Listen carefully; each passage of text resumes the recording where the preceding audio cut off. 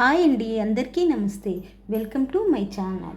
వేడి వేడి అన్నంలోకి ఎంతో బాగుండేటువంటి పులిహార గోంగూరని ఏ విధంగా చేసుకోవాలి అనేది ఈ వీడియోలో ఇప్పుడు చూసేయండి. పులిహార గోంగూరను చేయడం కోసము మనం తీసుకున్నటువంటి గోంగూరని శుభ్రంగా ఒలుచుకొని కడుక్కొని నీడలో ఆరబెట్టుకోవాలి. ఇది వచ్చి ఎర్ర గోంగూర అండి. మనము తీసుకున్నటువంటి గోంగూర ఎర్రది లేదా తెల్లది అని ఎలా తెలుస్తుందంటే ఇక్కడ ఇలా రెడ్గా ఉంటుందండి. అది పులుపు ఎక్కువగా ఉంటుంది. అదే తెల్ల గోంగూర అయితే మనకి పులుపు తక్కువగా ఉంటుంది. మనము చింతపండుని తీసుకునేటప్పుడు పులిహార గోంగూర అంటేనే చింతపండుతో చేస్తారండి. సో చింతపండుని తీసుకునేటప్పుడు ఎర్ర గోంగూరకైతే కొంచెం తక్కువగా, తెల్ల గోంగూరకైతే కొంచెము ఎక్కువగా తీసుకోవాలి. ఇప్పుడు దీనికోసం అని చెప్పి ఒక చిన్న నిమ్మకాయ సైజ్ అంతా చింతపండుని తీసుకొని దానిని ముందుగానే మనము ఈ విధంగా నానబెట్టుకొని దాన్ని గుజ్జుగా తీసుకోవాలి. గోంగూరని మనము సన్నగా కట్ చేసుకోవాలండి. ఎక్కువ మొత్తంలో చేసుకునేటప్పుడు దీన్ని వాట్ చేస్తాము. ఇది కొంచెం తక్కువ మొత్తమే, హాఫ్ కట్టే కాబట్టి డైరెక్ట్గానే చేసేస్తామండి. ఇట్లా మొత్తాన్ని సన్నగా చేసుకోవాలి.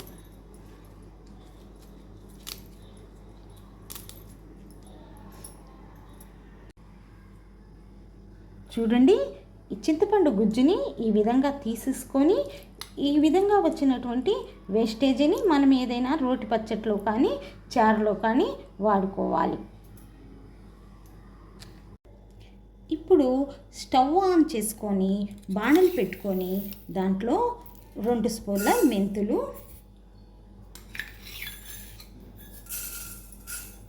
అలానే 1/2 స్పూను ఆవాలు ఈ స్పూన్తో వేసానండి. వేసి దూరగా వేయించాలి.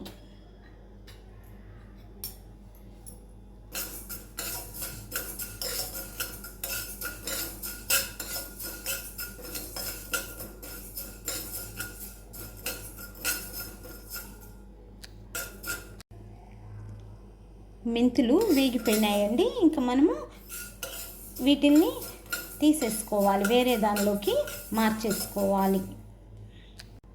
ఇప్పుడు మనము కొంచెంగా నూనె వేసుకొని 15 దాకా ఎండుమిరపకాయల్ని వేయించుకోవాలి, దూరగా వేయించుకోవాలి. ఇవి కాయలు ఉన్నదే కొంచెం బ్లాక్గా ఉన్నాయండి, మాడలేదు. మాడకుండా వేయించుకోవాలి.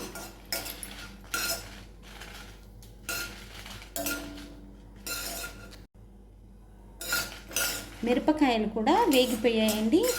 వీటిని కూడా వేరే దాంట్లో తీసుకొని మెంతుల్ని మిరపకాయల్ని చల్లారిన తర్వాత మనము మిక్సీ పట్టుకొని ఉంచుకోవాలి.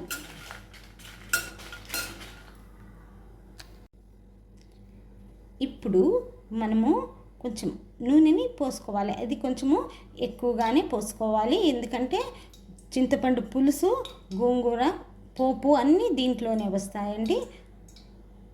సుమారు 3 గరిటెలు ఉంటుందండి, పెద్ద గరిటెలు.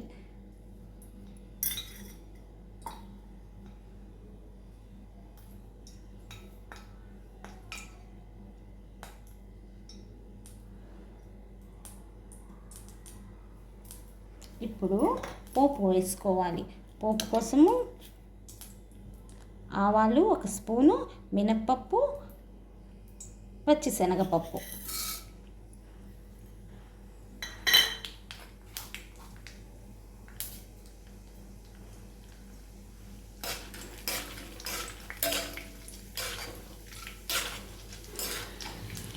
నూనె నేను పొరపాటున గరిటెలు అన్నానండి. పెద్ద గరిటె ఏమీ కాదండి, నూనె దాంట్లో క్యాన్లో వేసుకునే గరిటె, అంతేనండి.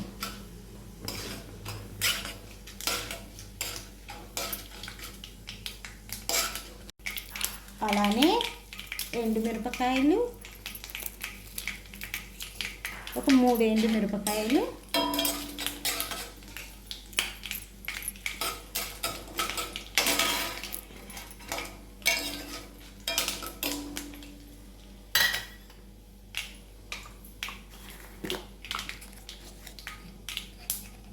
ఇంగువ,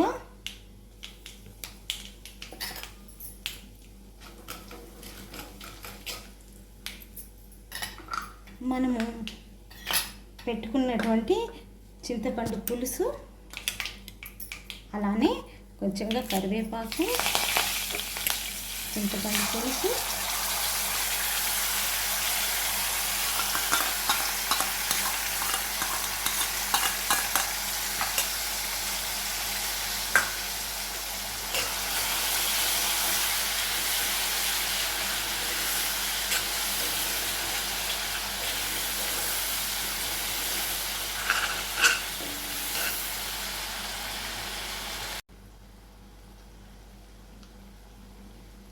పసుపు,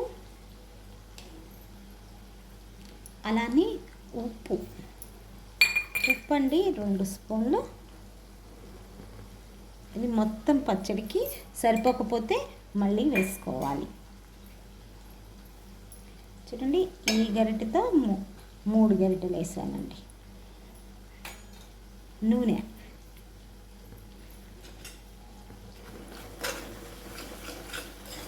పులుసు అయిపోవస్తుందండి. ఇంకా మనము చింతపండు పులుసు అయిపోవస్తుందండి. మనము గోంగూరని వేసుకోవాలండి. నా వీడియో కనుక మీకు నచ్చినట్లయితే లైక్ చేయండి, షేర్ చేయండి, సబ్స్క్రైబ్ చేసుకోండి.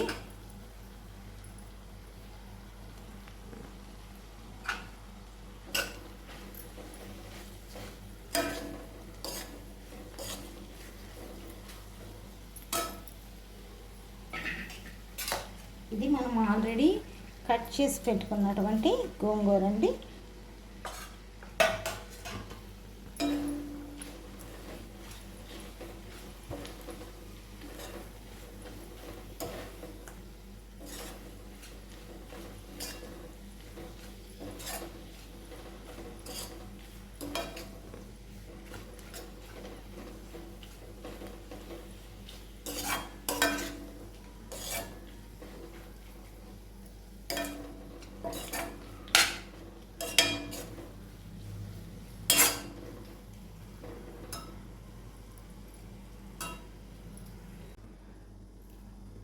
గోంగూర ఉడుకుతూ ఉంటుందండి. మనము అంతలోకి మిక్సీ జార్లో వేసుకున్న దీన్ని మెత్తగా మిక్సీ పట్టుకోవాలి.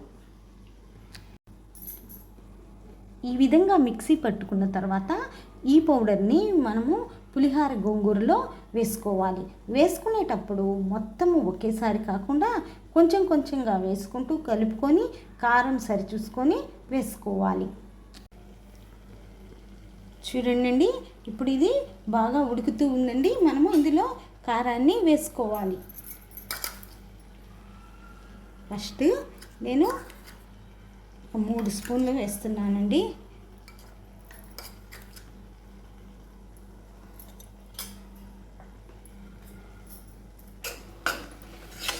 బాగా కలిపేసుకొని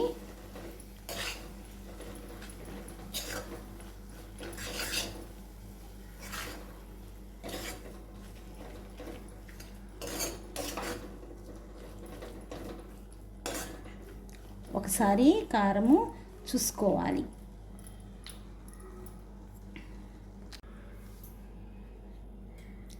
ముందు 3 స్పూన్లు వేసాను కదండి, అది కారము సరిపోలేదండి. కాబట్టి నేను మళ్ళీ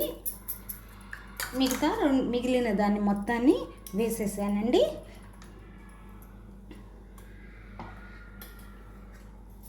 వేసి కలిపేసుకొని మనము 1 నిమిషం ఉంచి స్టవ్ ఆఫ్ చేసుకోవాలి.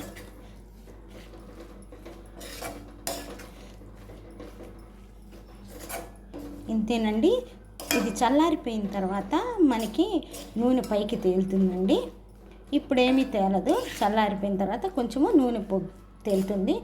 ఒకవేళ మీకు గనక ఇది బాగా ఫ్రై అయిపోతే గనక పొరపాటున కొంచెంగా నూనె తీసుకొని పోపు పెట్టుకోండి. మళ్ళీ అంతేనండి, బాగుంటుంది. చేసుకోండి. ఉంటానండి. నమస్తే.